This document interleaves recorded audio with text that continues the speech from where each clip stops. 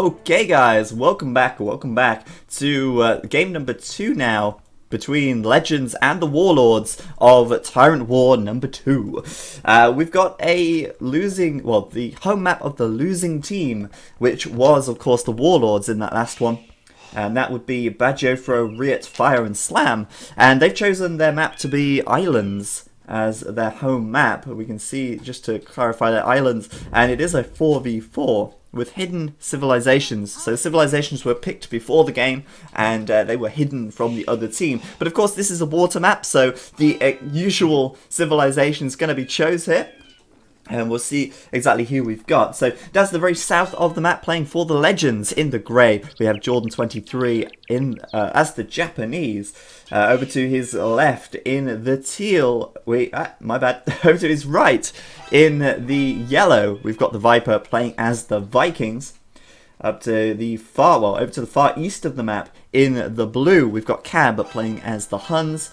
And up to the northeast of the map in the pink or purple, and we've got Doubt playing as the Saracens. So 4 fantastic water civilizations for the Legends here.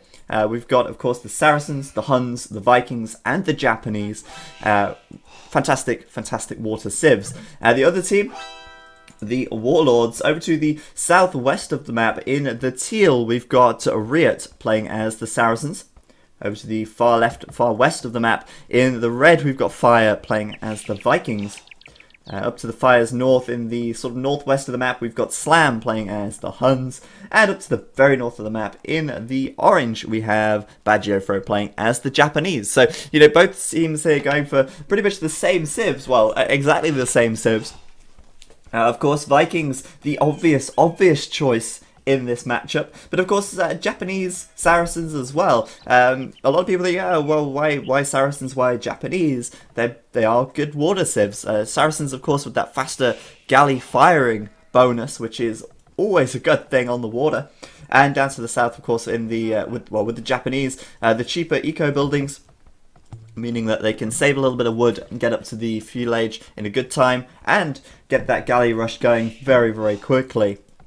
Those of you who saw my Zero to Hero tutorial on the Ultimate Water build, you will know the importance of getting a very fast feudal time and being able to do a good grush on water maps. So on the flanks then, we have got Jordan 23 versus Riot at the south. Riot is the Saracens, Jordan 23 is the Japanese. So no real eco bonuses for either of them, but we could expect to see the Japanese with perhaps a slightly faster feudal time due to the savings on the wood there. So we'll see how that one goes between these guys. And up to the north of the map with the we've got the the Saracens again versus the Japanese actually as well. So it seems like it's absolutely completely mirror. Both Viking players are in the pocket position, and it's going to be interesting to see how they decide to play it. Obviously, a faster castle time is going to be likely, but it could also be, you know, equally likely that one of the players in the pockets decides to go for some feudal aggression, depending on their positions, of course, depending on where they dock it. We can see the Viper here starting to lure that boar in with that scout, saving every second of time he can. And I love seeing that on island maps when you lure your own boar in with your scout cavalry. It's always good to see, and it takes quite a bit of extra micro, but it is definitely worth the villager time of doing it yourself. And well, he might just be able to get the second boar in with his scout here as well. We'll see how it goes. We'll see if he goes for it. See if he goes for a villager to take it instead. But doing that, of course, will save you quite a bit of villager time and enable you to get up to a faster feudal as well, which is always important. Dock position is going to be interesting to see. We'll have a look at Fire down here. He's not docked in the best position, let's be honest. He's only got short fish available. There is a big fish spot over to the left, but he's kind of docked at the south of his map, which, you know, from his point of view, if we have a look at Fire here, that makes a lot of sense. I mean, you look at this, he sees water here, he sees he's quite far from the edge, and he docks there. But, unfortunately for Fire, there was an island here, which means there was no big fish in this little river. And that is very nasty, especially in the pocket position. You really want to get your dock in a good location, and being able to do that, having the big fish is so crucial, because especially as pocket, you are going to want to make as much use of those fishing ships as you can to allow you to get up to the castle age in a good time. Riot then docking at the back of his island, and in fact Jordan 23 docking right at the back of his, so their docks are actually pretty far apart for flank positions. And you know, it might be the case that they play fairly passively in the feudal age, or it will be a little while before they actually get to each other and start pumping those galleys in each other's direction. Of course, they need to scout each other as well, and as far as I'm aware, they have not done so yet. Of course, Jordan here, no idea at all where Riot's island may be. Of course, he knows it's in this direction, but he doesn't know where he's docked, and that, of course, is so important once you get up to the feudal age. We've got Viper back here with 2 docks up already, and he's playing Vikings, so expected for him to do a few more fishing ships on the water. He's already got 6 out, so that's a really good number for him. Cab as well with the 2 docks at the back here, adding in those extra fishing ships to get that food bonus, while all of the flank players will be going up to the feudal age pretty quickly and looking to do a little bit of feudal aggression. So Cab still Dark Age, Viper still Dark Age, Fire of course still Dark Age, and Slam going up to feudal in a pretty fast time actually. He's playing as the Huns in the pocket position for the Warlords, and he has, it seems, done 2 docks as well. So we'll be interested to see whether or not he gets a really fast feudal, castle time out of this. I don't think he will, to be honest. He's going up pretty fast for that, and we may see the Warlords on the left here get a little bit ahead in the feudal age if Slam starts to do some quick aggression on the water, which it does seem like he will do. So Riot then, I think Riot first to go up to the feudal age here, Doubt closely following behind, and 3 docks up for Riot here on the south of his island, getting very aggressive. I think Jordan actually may have been faster. Let's see. Yeah, Jordan was faster, getting that 3rd dock up of course as well, and starting to, well, pump out fishing ships. He's still making fishes. I think he was pretty confident in his feudal time there, and he must be pretty confident in his ability to do a grush, because look at this, he's actually got a good 8 fishing ships now, only just starting to build those galleys. So Jordan perhaps taking a little bit of a risk, but 8 fishing ships is quite a lot, and if you compare that to Riot, he's only got the 4, and that is a huge amount of food income that Jordan's going to have an advantage over Riot for.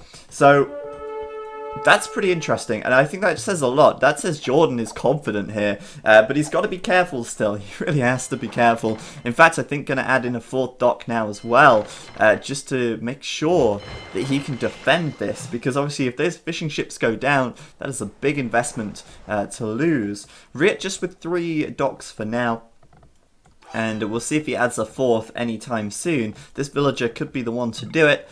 Let's see. No 4th dock yet, so interesting stuff. Jordan looking pretty good down in the south there. Of course, at the top of the map, we've got Doubt versus... nope, it's not Doubt versus Cab. It's Doubt versus Bagiofro. And Doubt as well here, adding in extra fishing ships. He's gone for 7 instead of 4. But Bagiofro, look at this, going up with, wow, a whole bunch. We've got, what, 3, 6, 7, 8, 9, 10, wow, 12 or so fishing ships back there. He has really delayed his feudal time for this. And now Doubt is going to be pushing in with these galleys. Doubt's going to be pushing in with the galleys. And Bagiofro's got nothing really to defend. 2 galleys against the 5 or so of Doubt here. Not looking good for him. But as I was saying before, we had Slam coming in, and he's going to be coming in with some galleys as well. And Doubt's going to be in a 2v1 situation on the flank here, because Cab is going to be going for a pretty fast castle, and he's going to be quite slow to get those galleys over. But I've got a feeling that Cab's going to have a faster castle time than Slam in this position. We will see about that. But this is pretty bad for Bagiofro back here. He's definitely outnumbered already. And if those galleys keep coming in, Bagiofro could lose quite a few fishing ships. Down in the south, it looks like Riot and Jordan looking pretty even. Jordan so far keeping his extra fishing ships alive, and a couple of galleys being sent over from the Viper in the pocket position. But Viper, of course, will be still looking for that fast castle time, and indeed, he is already up. Who else is up? Slam, much slower in terms of the castle time, and Cab, whoa, okay. Cab's actually having a really slow castle time in comparison. I was expecting him to be a little bit faster there, because he added quite a few fishing ships in. It looked like he was really gearing himself for that fast castle, but in actual fact, just clicking up now. But on the bright side, helping out with Doubt here. Doubt starting to pick those fishing ships off very, very quickly. Of course, Japanese fishing ships able to take a little bit of a beating, 4+2 pierce armor, compared to, of course, the 4 from the standard fishing ships, and double the HP as well. So, you know, they are a little bit more hardy. But uh-oh, this is not looking good. Doubt up here, getting surrounded. We've got Slam and Badjofro 2v1, as I said before, against Doubt there. But Doubt just slipping by. And, wow, he's going to get caught out a little bit, losing quite a bit of health on those galleys. But at the same time, causing quite a bit of a kerfuffle, a little bit of a distraction, forcing Slam to chase him down as he goes right the way back to the corner of the map, it seems. Meanwhile, Doubt's going to continue pushing in here, with Cab pushing in as well, looking pretty good over that side. And at the south, of course, the Viper and Jordan 23, bros for life, and looking pretty good there. But Viper even up to the Castle Age first, of course, able to get that War Galley upgrade very quickly, and now they're going to push in together, both the Jordan and the Viper, going to take that advantage that they've got, and probably push Riot and Fire right the way back. Very good play by them, good teamwork as usual, and hopefully, well, we're hoping we can see the same sort of teamwork from Doubt and Cab in the north. Of course, Cab with a slightly slower castle time here, but other guys up to castle now as well. We've got Viper Castle, we've got Slam Castle, and that is it for now. But Slam's Castle going to be pretty crucial for their team. Of course, going to be coming in with War Galleys very soon, up to the docks of Doubt, where Doubt could lose a fair few fishing ships if he's not careful, as, well, his ships are pretty out of position back here fighting against Badjofro. These guys, though, looking to take advantage at the south, looking to push this back, and probably get a dock actually from Riot here, which is really good for them. Riot going to be down to 2 docks if they take this one down, and of course you know what happens when you lose a dock. You lose the ability to make more galleys, and you lose the ability, well, you lose the wood even that you invested into that dock. And it is so crucial to keep those docks alive. So Riot taking a big loss there, and if he loses a second one as well, that's just going to be terrible for their team. A lot of action in the north though. Slam coming in, as I said, with those War Galleys there, +2 attack and range done, looking to take out the Fishers of Doubt. And Cab as well coming around the back here with Doubt. 2v1 once again against Badjofro, as Slam is out of position at the back. But Slam might be able to make it worth it if he takes out quite a few of these fishing ships, which is likely to be the case, let's be honest. I mean, he's definitely got good numbers here, and those fishing ships could be toast in a matter of seconds. But this is really good back here for Doubt and Cab, managing to push Badjofro right back, and again might be able to take some of these docks as well, which is huge. But look at this at the bottom here, the Viper and Jordan 23 both Castle Age now, and of course it is 2v2, but the tech advantage is way in favour of Jordan and the Viper here. And they will, by the looks of things, be able to take this dock as well, which is absolutely just so crucial at this stage of the game. So there's the dock, it goes down, and Riot's having to rebuild them back here. Investing that wood in doing that means he's not making more galleys, means he's, you know, wasting almost those resources. Very unnecessary to do that. And of course the Viper, Jordan 23, gonna give chase now, or just continue to take down the docks. I mean, the choice is theirs. Either way, they will come out on top, because they just have the advantage they need there. So Doubt now up to the Castle Age as well. I think he was the last one. Indeed he was. And well, he did get pretty aggressive in Feudal, so it's not too bad. But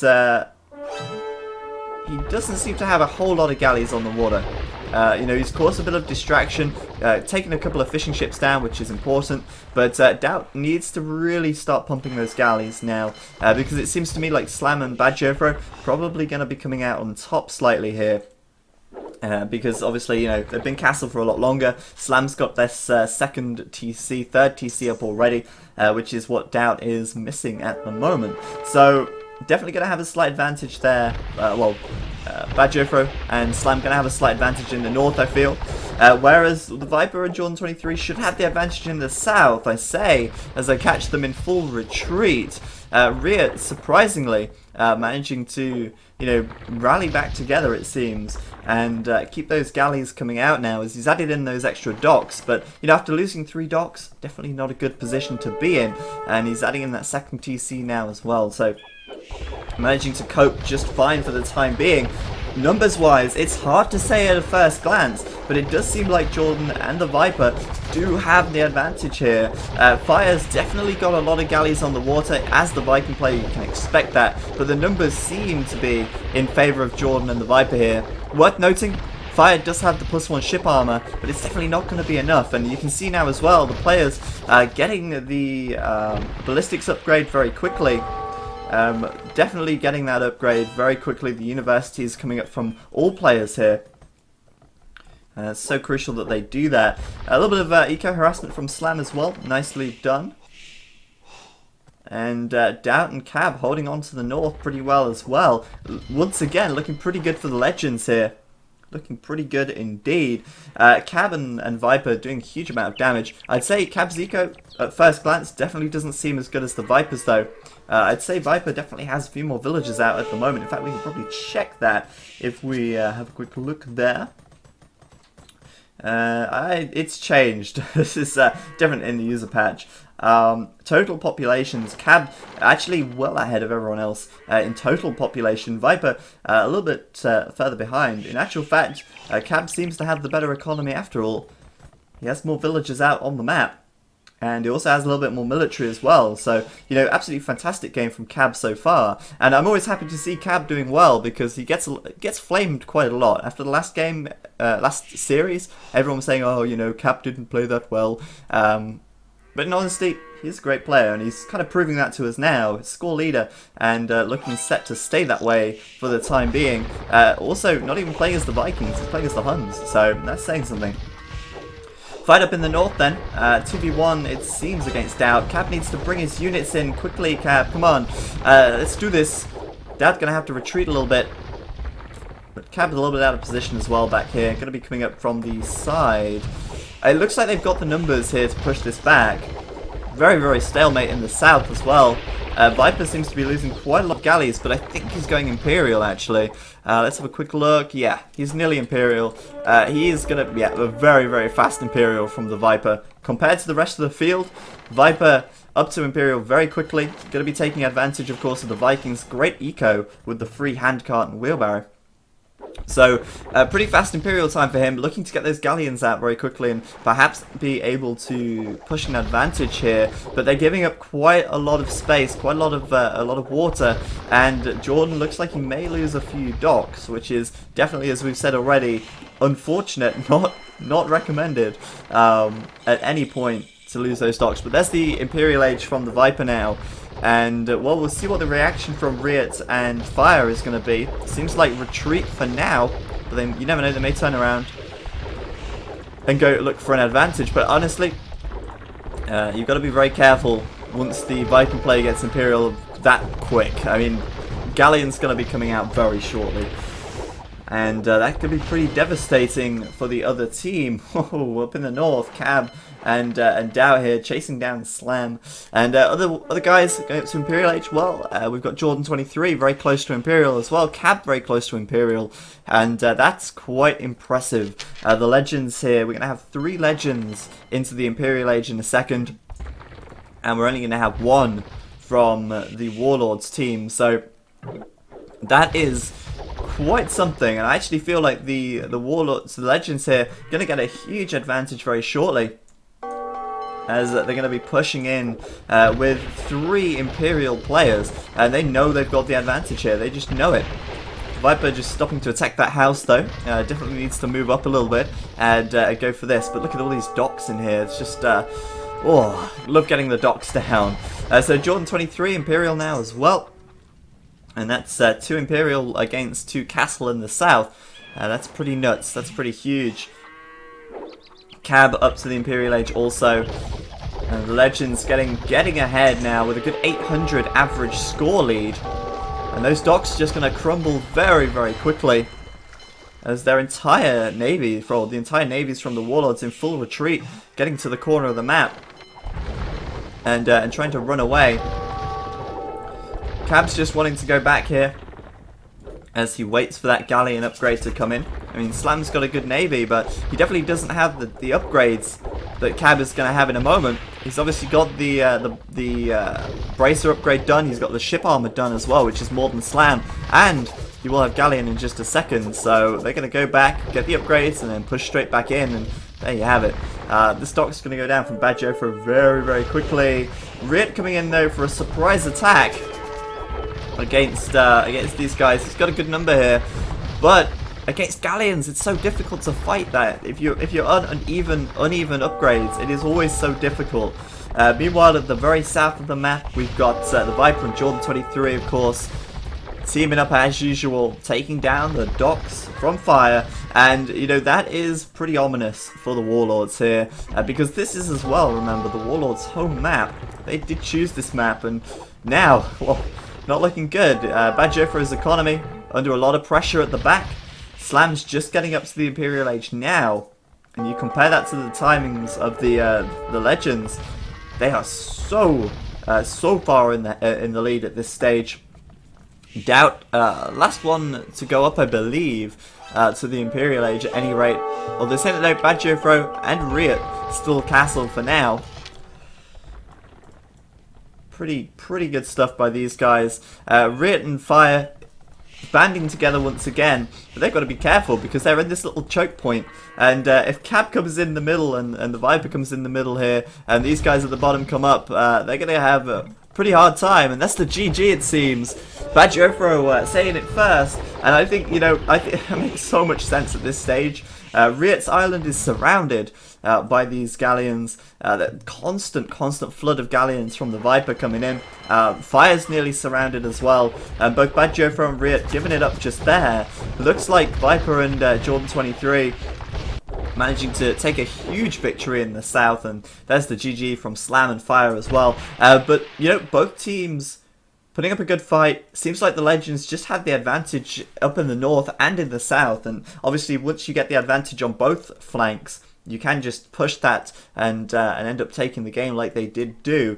The impressive Imperial time from the Viper here definitely helped out Jordan 23. A great Imperial time as well. And with that, they were just able to really push back a lot of water here. You know, Fire had a pretty good game. He definitely kept his team going. Slam with a pretty good game as well. But Riet and Bad Jofro definitely not able to stand up to the pressure on the flanks there.